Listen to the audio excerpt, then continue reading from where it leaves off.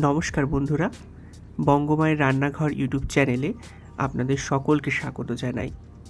আজ রবিবার, অনেক দিন পর মা আজ আমার পছন্দের লাল শাকের রেসিপি বানাচ্ছে। তো এই লাল শাকের রেসিপিটা একটু অন্য ধরনের হতে চলেছে।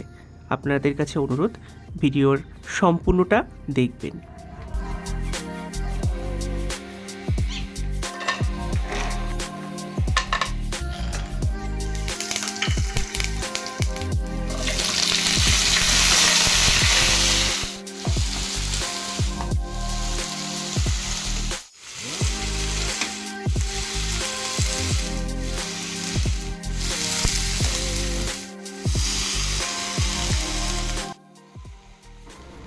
তো আপনারা দেখতেই পারলেন লাল শাকটা তৈরি করার জন্য কিভাবে এক একটি উপকরণ মা এই কড়াইয়ের মধ্যে দিয়ে দিলেন।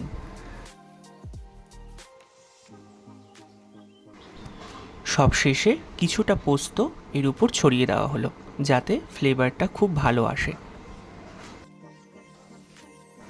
তৈরি আমাদের লাল শাকের লালেশ্বরী রেসিপি। ভিডিওটা সম্পূর্ণ দেখার জন্য অসংখ্য ধন্যবাদ জানাই আপনাদের সবাইকে। আর এই রকম নতুন নতুন ভিডিও দেখার জন্য অবশ্যই চ্যানেলটিকে সাবস্ক্রাইব করবেন। Thank you.